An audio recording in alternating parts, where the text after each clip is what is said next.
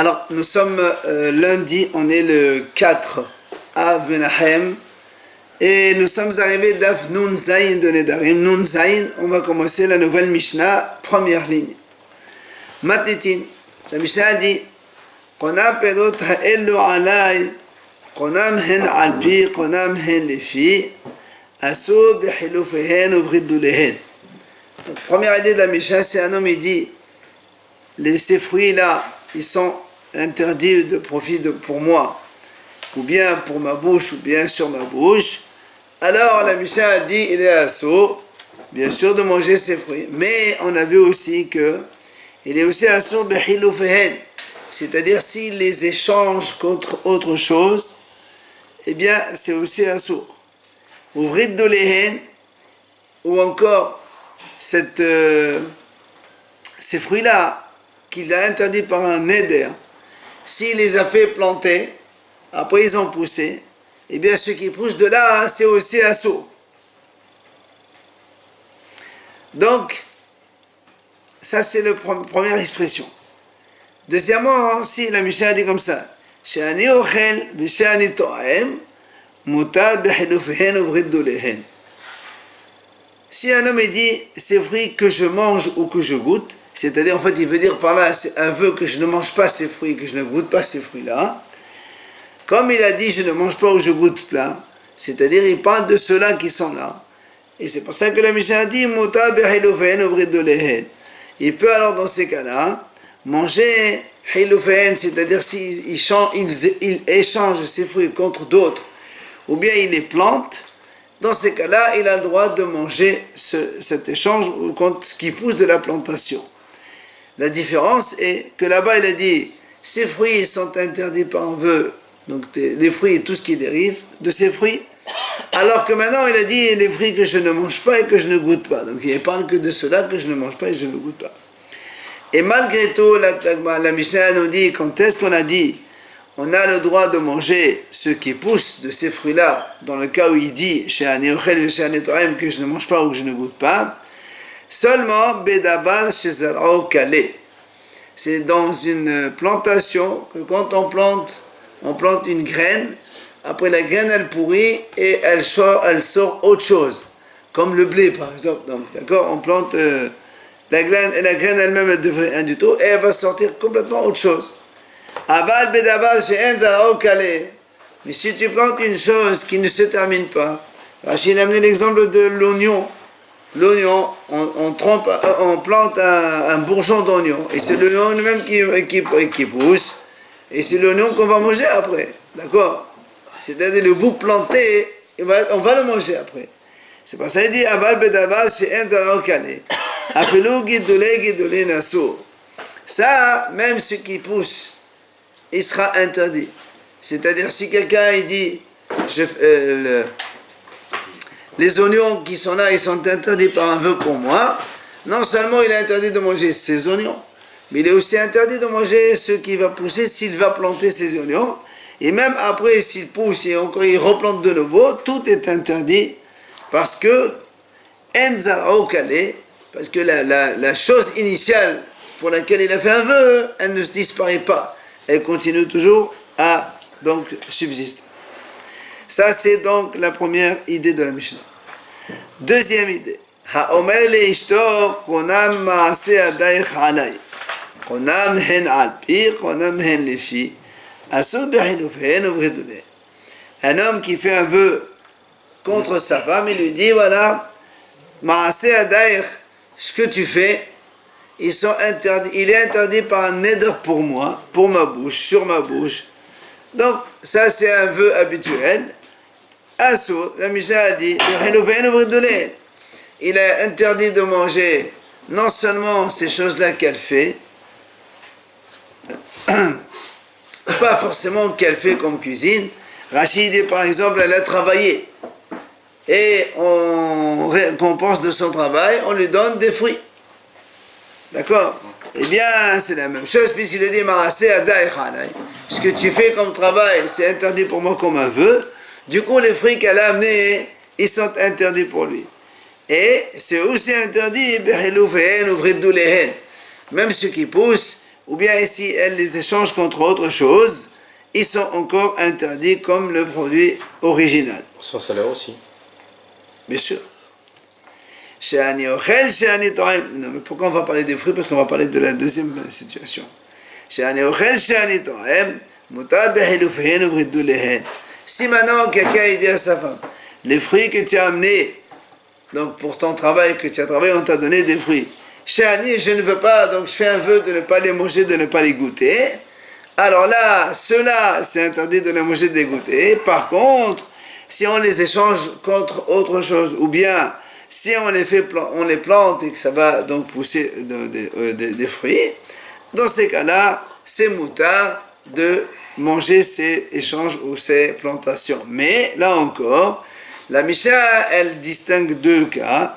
Bedava César Calais.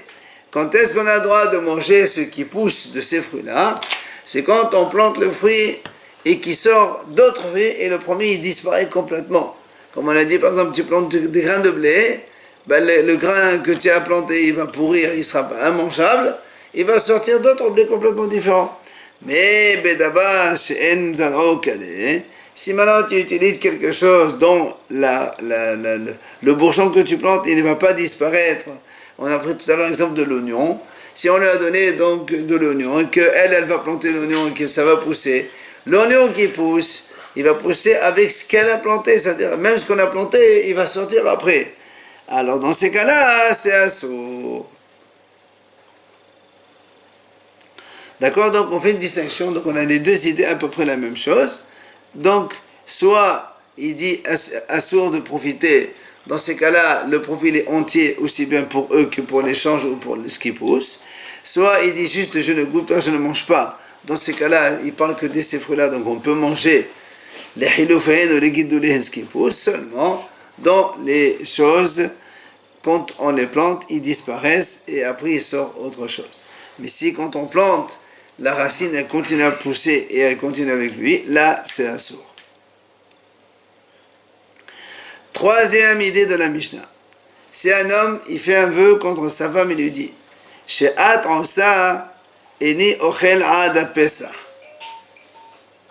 Si un homme, il fait un vœu, il dit à sa femme je fais un vœu que ce que tu fais, par exemple, tu prépares à manger, je ne mangerai pas jusqu'à Pesach. Ou bien il lui dit She'at ansa il est mitkassé ad Pesach. Si tu couds des choses, un truc comme ça, tu couds des draps ou des couvertures, ou tu fais des habits, tout ça, ce qu'elle fabrique elle-même, je ne me couvre pas avec jusqu'à la fête de Pessah. Dans ces cas-là, Asta lifnei Pessah, mutar le'echol et kassot achar Pessah. Puisque, imaginons, on est à Purim, il lui dit voilà, il fait un vœu. Tout ce que tu fais, je ne mange pas, je ne m'habille pas jusqu'à Pessah. Tout ce qu'elle a fabriqué à partir de maintenant, puisqu'il a fait un vœu, jusqu'à Pessah, assourd, et après Pessah, il a le droit de manger et de s'habiller, puisque le vœu il s'arrête à Pessah. Même avec ce qu'elle a fabriqué avant. Ce qu'elle a fabriqué avant, non. Ce qu'elle a fabriqué avant, il n'y a pas de problème, puisque le vœu il a commencé maintenant. Si la veille elle a tricoté un tricot, il peut mettre le tricot. Oui, mais Pessah, ce qu'elle a fabriqué, il peut le mettre après Pessah. Absolument, on parle de ça. Ce qu'elle a fabriqué depuis le vœu. Puisque lui il a dit, ce que tu vas faire maintenant c'est interdit, moi je m'interdis de les manger et de les porter jusqu'à Pessah. Le vœu il est jusqu'à Pessah. Donc au-delà de Pessah, après c'est moutard. Maintenant, s'il formule autrement, regardez la différence. S'il lui dit She'at osa ad Pesach eni ochel v'she'at osa ad Pesach eni metkassé. Si maintenant il dit autre chose, il dit ce que tu fais jusqu'à Pesach, je ne mange pas ou je ne me couvre pas. Ce que tu fais jusqu'à Pesach, je ne mangerai pas et je ne m'habillerai pas avec. Dans ce cas, le neder, il est illimité dans le temps. Puisqu'il lui dit, ce que toi tu fabriques jusqu'à Pessah, moi je ne le mangerai pas. Quand? Indéfiniment. Et je ne m'habillerai pas indéfiniment. C'est pour ça que la Mishnah a dit, Hasta lifnei Pessah, si elle a fait quelque chose avant Pessah, Asur, l'Echol Velet Kasot, Ahara Pessah. C'est évident. Il n'a pas le droit de profiter de cela après Pessah. Il n'y a pas de temps ici. Le vœu n'est pas limité dans le temps. Tout à l'heure, le vœu était limité. Ce que tu vas voir, je ne mangerai pas jusqu'à Pessah. Donc jusqu'à Pessah, tu ne manges pas, après tu manges. Maintenant, le vœu n'est pas limité. C'est là que le travail qui est limité. Ce que tu fais jusqu'à Pessah, moi je ne mangerai pas, je ne m'habillerai pas. Automatiquement, tout ce qu'elle a fait avant Pessah, tu ne mangeras pas toute ta vie.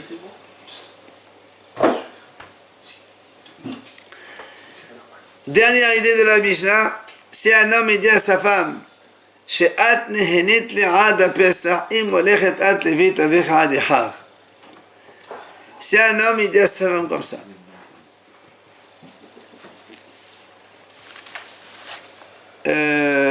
She'at nehenit li, il lui dit comme ça,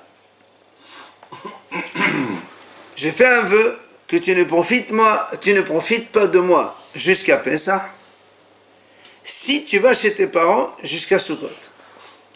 C'est-à-dire, on est au mois de Purim. On est à Purim.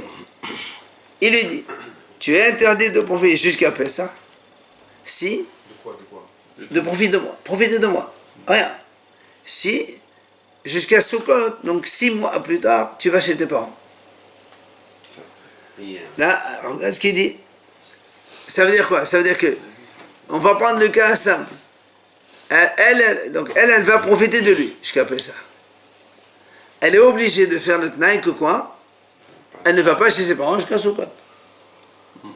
C'est pour ça que la Mishnah a dit Alcha lefnei Pesach, asura bahanato ad Pesach. Si elle y va dans cette période, Alors, ce qu'il dit, si elle va avant Pessah, non, après, tout ça. D'abord, le Mishnah a dit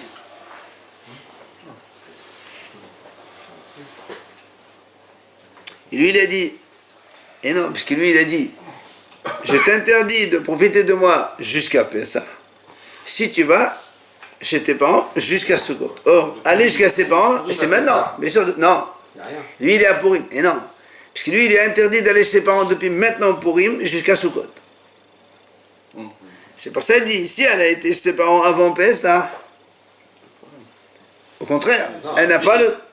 Elle ne peut plus profiter de lui. Le vœu, il se réalise. Parce que lui, il a dit, à partir de maintenant, si tu vas chez tes parents jusqu'à Sukkot, tu es interdit de profiter de moi jusqu'à Pessah. Donc, si elle a été jusqu'à ses parents avant Pessah, elle est effectivement interdite de profiter jusqu'à Pessah. C'est ce que la Mishnah a dit. Si elle a été chez ses parents avant Pessah, donc elle devient interdite de profiter comme il a dit dans son vœu. Par contre, si elle a été après Pessah, elle fait un péché. Parce que si elle a profité de lui jusqu'à Pessah, normalement elle est tenue par le vœu, le neder, de ne pas aller chez ses parents jusqu'à Sukkot. Or, si elle va chez ses parents à Shavuot, elle a transgressé le vœu, et elle est le yahil de baro, et elle prendra malchut. Avant aussi, elle a profané le vœu, puisque... Non, avant, elle n'y va pas. Oui, si elle, par exemple, elle est allée... Non, si elle y va, c'est sûr. 15 jours après... C'est sûr que si elle y va, mais nous, là, comme on est à l'a priori, ça veut dire que comme elle a été avant Pessah, donc dans le premier cas, on a dit comme ça. Lui, il a dit, si elle a été avant Pessah, c'est pas un problème. Dans ces cas-là, elle peut ne pas profiter de lui jusqu'à la Pessah, et le vœu, il est bien. Oui, elle n'a pas transgressé. Par exemple, si elle est 10 jours après Pessah, pendant 10 jours, elle a profité de lui, après elle est allée voir ses parents. Mais on est avant Pessah ou après Pessah? Oui, mais elle a profité de... Non, si on est avant Pessah, nous on a dit comme ça, si elle a été chez ses parents avant Pessah, comme lui il est interdit d'y aller, sous peine de interdiction de profit, donc il va l'interdire de profiter. Oui, après. Non, à partir du moment où elle est partie. Voilà. Même avant Pessah. Même avant. Maintenant, le cas où elle est partie après Pessah, là on ne peut plus faire avant, parce qu'elle a déjà profité de lui. Donc si elle a profité, elle était tenue de ne plus y aller chez ses parents jusqu'à Sukkot. Or, elle a été chez ses parents après Sukkot. Alors là, elle fait un péché. Là, il y a rien de baro. Elle continue de profiter de lui après. Après, c'est pas un problème. Après. Le profit, c'est uniquement jusqu'à Pessah. Si maintenant le vœu, il est dans l'autre sens, il lui dit, שאת נהנית לעד אחד, אם הולכת את לבית אביך עד הפסח.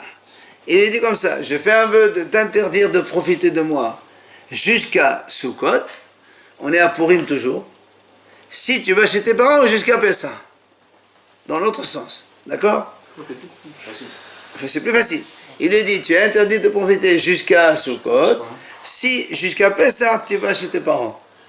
Alors, si elle a été chez ses parents avant Pessah, ça c'est sûr, donc elle est interdite de profiter de lui jusqu'à Sukkot. Maintenant, après Pessah, elle peut aller chez ses parents si elle veut, puisque lui-même lui a dit, je t'interdis d'aller chez tes parents jusqu'à Pessah. Donc après Pessah, elle peut y aller, il n'y a plus de neder après cela. Alors, Gemara, on va passer la Gemara, on revient sur la première idée de la Mishnah.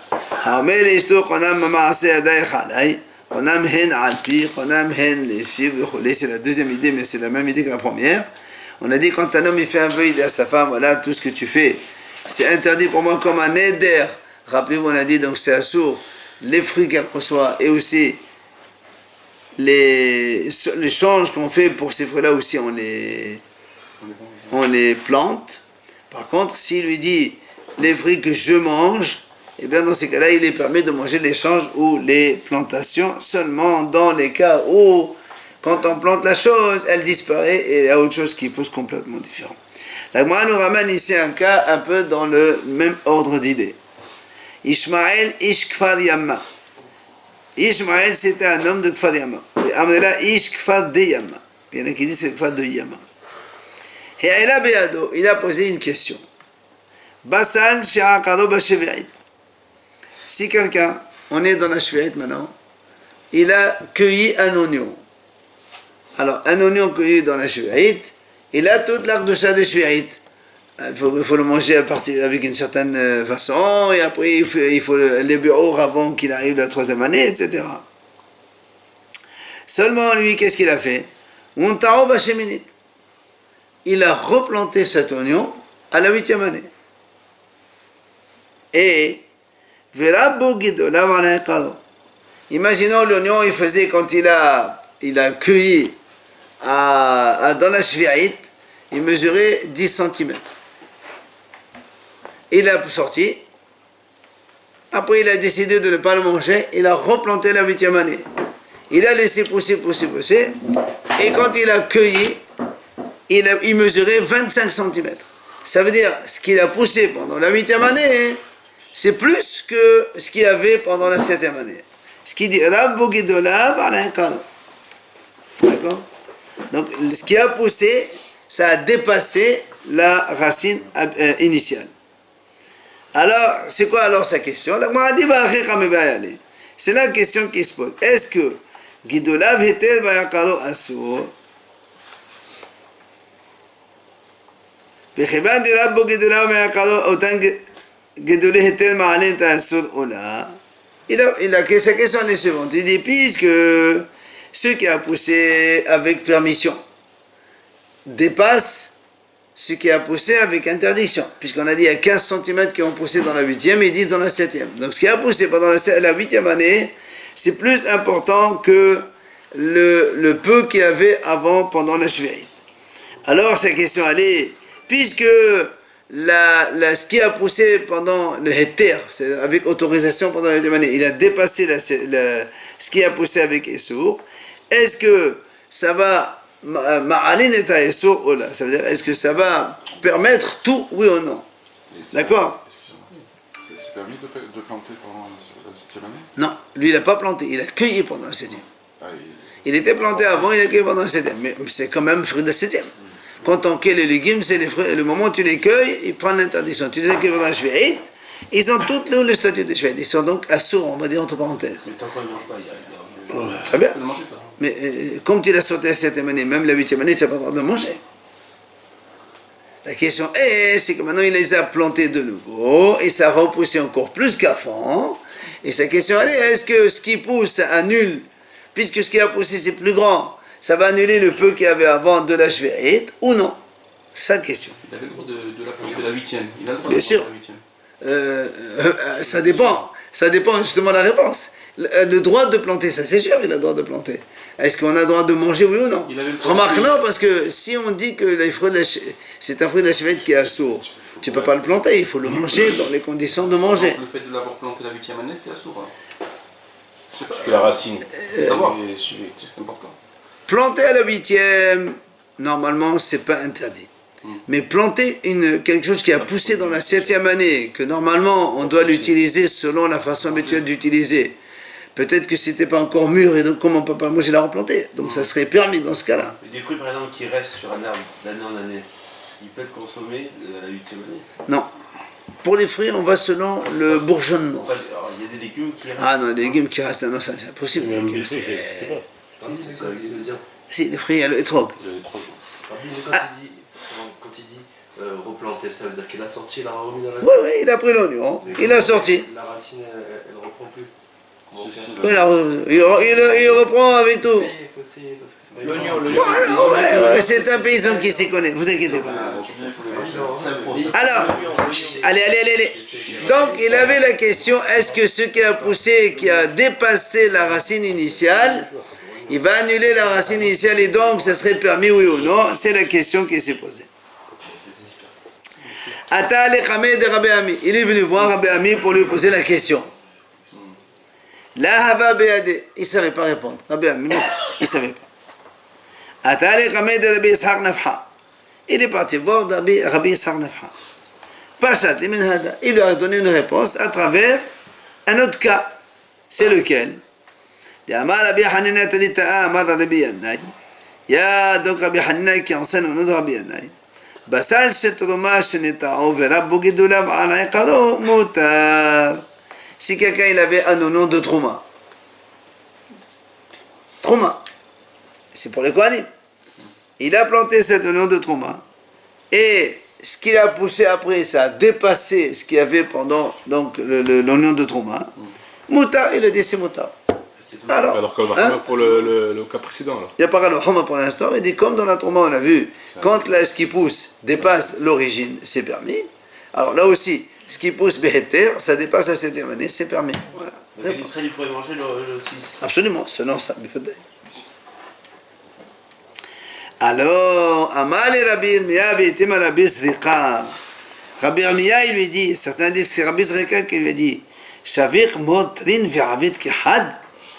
Il lui dit à Rabbi Ishaq Nafha, comment tu laisses deux Hachamim et tu fais comme un Hacham? Ça veut dire sous-entendu, comment tu laisses deux Hachamim qui ont dit Assour et toi tu fais comme celui-là qui a dit Moutar? C'est qui les deux Hachamim qui ont dit Assour? Il va nous le dire tout de suite. Donc quoi que l'on soit, nous on a ici le cas de Moutar. Un cas de Moutar, c'est donc Rabbi Yanai qui a dit un nom de Trouma qu'on plante et qu'on repousse après, il dépasse l'initiale, c'est permis. Maintenant il va donner les cas Manino, la dit qui c'est les deux qui ont Manino, qui ont interdit. De Amar Rabbi Abaou, Amar Rabbi Yohanan. Voilà ce qu'il a dit Rabbi Abaou au nom de Rabbi Yohanan. Yalda shesivcha biskena, uva perot. Afrapi shesivcha matayim asou. Si quelqu'un il a pris vous savez que dans les arbres, quand on plante un arbre, normalement les 3 premières années, ça s'appelle orla, on n'a pas le droit de manger. Si quelqu'un il a des fruits de orla, sans faire exprès, ils se sont mélangés avec des fruits permis, il y a ce qu'on appelle annulation dans 200.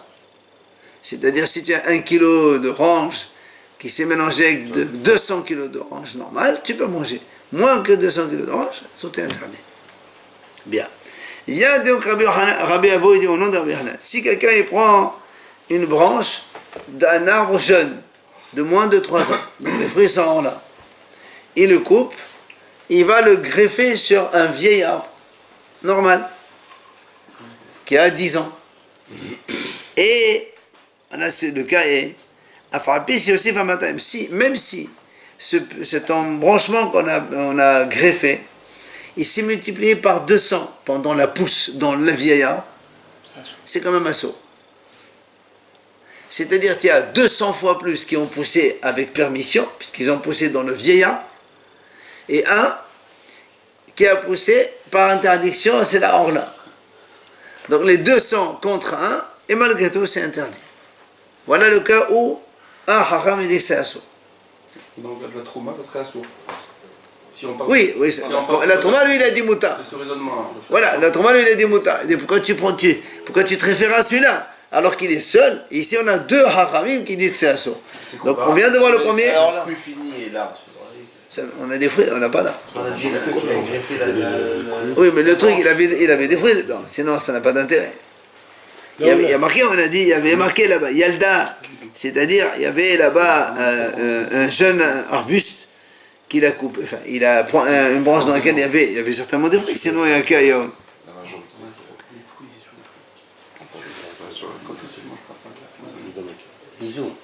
D'accord, quoi qu'il en soit, Qui on lui donne les fruits de la récolte de la roula? on ne mange pas ça. On les donne pas? C'est personne. Et alors on les jette? On jette, oui, on jette. On les cueille quand même ou on les laisse sur la... Eh ben, s'ils sont là, on est obligé de nous enlever. Sinon, après, l'arbre ne va pas pousser. Alors, ça c'est le premier. Le deuxième, maintenant, on va voir le deuxième.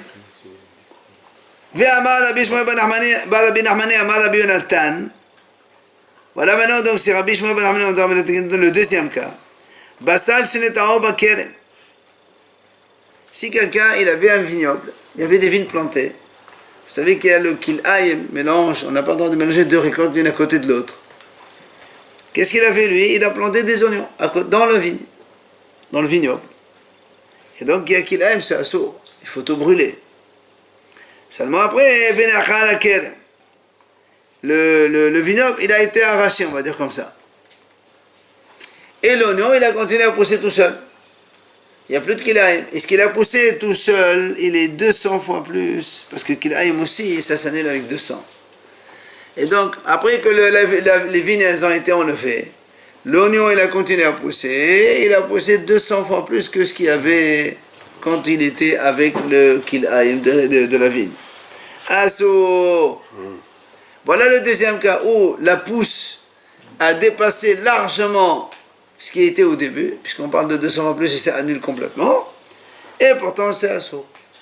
Donc c'est pour ça que le Rav ici, il y a Rabbi Yirmiyah qui lui dit, comment tu laisses deux hachamim qui interdisent, et tu fais comme Rabbi Yanaï qui a dit c'est moutar? C'est la question qu'il lui pose. La Gemara dit, Hadar atar kamid Rabbi Ami. Ce fameux Ishmaël, il est revenu chez Rabbi Ami le premier. Que le premier, il ne savait pas quoi lui répondre, il est retourné le voir. Apparemment, il lui a donné ces deux réponses, apparemment. Au facile, men hada. Et Rabbi Ami, il lui a donné cette fois-ci une réponse. Il lui a dit, voilà, Da'amar Rabbi Yitzhak, Amar Rabbi Yohanan. Il a dit Rabbi Yitzhak au nom de Rabbi Yohanan, Litra Bisalim. Si quelqu'un il avait, Litra, à l'époque c'était une mesure, un poids de oignon. Attends, on va dire 1 kilo, ça va être plus simple. Shetekena, c'est-à-dire, il a fait maaser, tromot, tout est bon. Il peut les manger. Maintenant, imaginons qu'il y avait 1 kilo, il lui restait 700 grammes pour lui. En donnant, normalement sur 1 kilo, tu as 2%. Pour le Cohen, 20 grammes, tu as 10% pour le Lévite, on enlève encore 100 grammes, tu as encore 100% Maaser Sheni. Bon, disons, il restait 800 grammes. Allez, on va mettre plus. Ok? Il restait 800 grammes, peut à consommer. C'est moutarde de consommer pour lui, il n'y a plus de problème. Seulement, qu'est-ce qu'il a fait maintenant, lui? Il a planté ses 800 grammes. Il a droit, sans problème. Ça va pousser. Et il a poussé, on va dire comme ça, 10 kilos. 10 kilos. Mais ta'asset le fikula. Il a dit, il doit faire ma'aser sur 10 kilos. Pourtant, tu aurais dû enlever les 800, parce que les 800 premiers, ils sont déjà rangés impeccables, il n'y a pas de problème. Donc, tu vois bien que même si la pousse qui a poussé, elle a largement dépassé ce que tu as planté, ben ça annule ce que tu as planté. Donc l'interdit annule le permis. Et tu dois faire maaser et trouver surtout. Voilà donc ce qu'il a dit, ce qu'il a trouvé cette fois-ci Rabbi Ami pour répondre à sa question. Alma, donc il lui dit, tu vois bien ici donc, Otan Gidolin Mevaten Aeqab. Donc ceux qui poussent, ça annule ce qu'il y avait au début, donc à l'origine. C'était une bonne réponse. Seulement il répond à l'Agmara, il dit, Dilma le Humra Shani. L'Agmara dit non, ça c'est pas une référence. Pourquoi? Parce que nous, n'oublions pas, notre question elle est où? C'est qu'il avait un oignon de Shvi'it, n'oublions pas la première question d'Ishmaël, il avait un oignon de Shvi'it qui faisait maintenant 800 grammes. Il l'a planté dans la cheminite, et il a poussé, ça a fait 8 kilos ou 10 kilos. Alors la question est, est-ce qu'il peut manger oui ou non? Là si on applique la même chose que chez nous, puisqu'on a dit que la majorité l'emporte, chez nous, qu'est-ce qu'on a dit? Il y avait 800 grammes de oignons de trauma, oignons prélevés, tout ce qu'il faut. On l'a planté. Il faut faire trauma sur tout, on a dit. Donc ce qui a poussé annule ce qu'il y avait au début. Donc là aussi, on va dire ce qui a poussé annule. Les gens disent, mais c'est pas du tout la même chose. Ici, quand on dit ce qui a poussé, ça annule, on est mahmir. Puisqu'on va lui faire encore la trauma sur les 800 initiaux. Alors que là, si tu me dis la majorité annule, tu vas être miqil. Puisque tu vas lui dire que, puisque cet oignon de la Shvi'it, que tu as replanté dans la 8e année, si on considère que la majorité de la 8e année, elle englobe ceux de la 7e année, tu vas être miqil. Alors comment tu peux comparer deux choses? On ne peut pas comparer deux choses. Un, il interdit, l'autre mahmir et l'autre miqil, ça ne marche pas. Donc la réponse que tu as amenée, ce n'est pas une bonne réponse. Je peux expliquer? Donc il a dit, la réponse qu'on a amenée ici, c'est une réponse pour être mahmir. Tu as établi le principe que la majorité l'emporte sur la minorité, mais tu as été mahmir. C'est-à-dire que même les 800 grammes d'avant qui étaient déjà prélevés, tu dois prélever de nouveau. C'est humra. Mais nous, la question, elle est, c'est l'oignon que la 7e année, que maintenant on a planté dans la 8e et qui est devenu beaucoup plus important dans la 8e. Si tu dis le même principe que la majorité l'emporte sur ce qu'il y avait avant, tu vas être miqil, puisque tu vas l'autoriser à manger tout. Or, on ne peut pas répondre, c'est pas une référence, ça. C'est ce qu'il lui dit, Dilma, les peut-être là-bas, Rabbi Yohanan, c'est parce qu'il était mahmir, c'est pour ça il applique le principe. Chez nous, tu ne devrais pas faire la même chose, parce que si tu fais la même chose, tu es miqil. Quand même, c'est bizarre qu'un oignon de la trauma, on peut le manger, qui est planté. On ne parle pas de trauma ici. Tout à l'heure, il y a l'oignon. Tout à l'heure, ça c'est l'avis de Rabbi Yanaï. Et alors, ça dépasse, quand ça pousse, ça dépasse complètement Il y a le... quand même de la trauma, de fruit. Mais on a planté. Oui. On a planté. Après, il a complètement aidé. Tu plantes un truc de 100 grammes, il te sort 10 kilos. Ça n'a rien à voir. De toute façon, la trauma aussi, c'est nul. Hein. La trauma, quelqu'un qui a des fruits de trauma, quand il se mélange avec des fruits de hol, 100 fois plus, ça s'annule, on a le droit de manger. C'est exactement notre question. Il l'a donné au Cohen. Absolument. Donc il n'a pas donné. Hein? Il n'y a pas donné finalement. Non, mais peut-être c'est le Cohen qui l'a planté. Imagine que le Cohen l'a planté. Mais nous, on n'a pas le droit de manger. Il n'a pas le droit, le Cohen, de planter. Il a le droit de C'est planter. le Cohen qui l'a planté. Non, mais imaginons que lui, il a planté. Après, lui, il est mort. Sa femme, elle est Israël. Elle n'a pas d'enfant. Elle revient à Israël. Est-ce qu'elle peut profiter de ça? Les questions, on peut les trouver, c'est pas un problème. Donc, quoi qu'il en soit, l'Agmara lui pose une question. Est-ce que peut-être que c'est les Humra et donc ça ne peut pas marcher comme réponse? Et là, Minhada. L'Agmara dit en fait, on va trouver une réponse dans une autre référence. Et on va la laisser pour demain.